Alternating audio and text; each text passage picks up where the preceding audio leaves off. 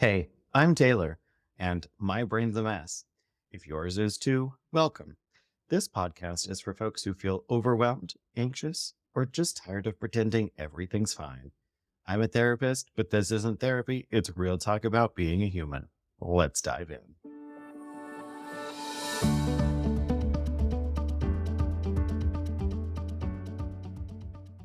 Today's episode is personal for a lot of people.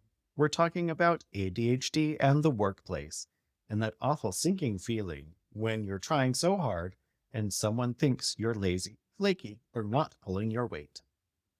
When effort doesn't quite look like output. If you've got ADHD or you're neurodivergent in any way, you already know effort does not always equal results. You might spend 4 hours avoiding one email, forget a deadline that you swore was in your calendar, or even look unmotivated when really you're frozen with overwhelm. And when someone says, just be more organized, or just set reminders, it's like, you haven't tried that? ADHD is not a motivation problem, it's an executive functioning issue. That means planning, initiating tasks, switching between steps, regulating attention. All the things that keep a workplace running smoothly don't come naturally. And in environments built for neurotypical brains, that disconnect becomes visible and painful. Here's what often happens. You miss something small. You feel ashamed. That shame triggers more overwhelm. You shut down, procrastinate, or panic. You miss more things, and the cycle repeats. And suddenly, you're not just managing a task, you're managing your self-worth. You might start overcompensating by working late, over-explaining, apologizing constantly, or micromanaging yourself into burnout.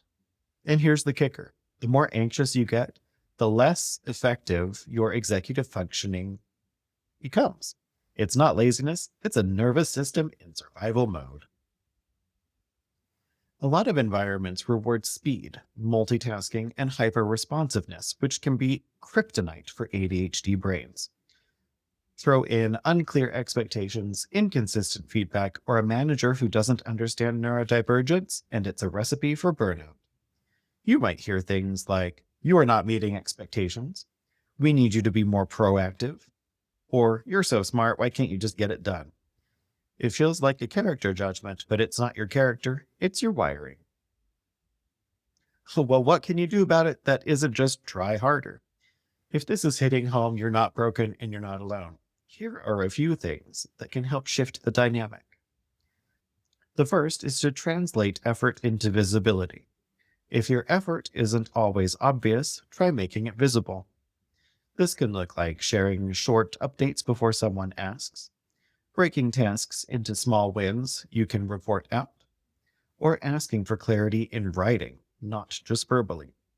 This isn't about proving yourself, it's about advocating for how your brain works.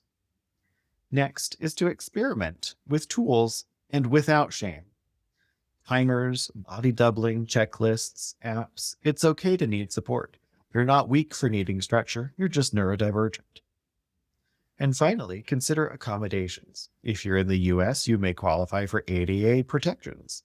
That could include flexible deadlines, adjusted communication styles, time-blocked meetings, or even coaching or quiet spaces depending on your work. You don't have to earn accommodations by failing enough. You're allowed to ask for support because your brain deserves support.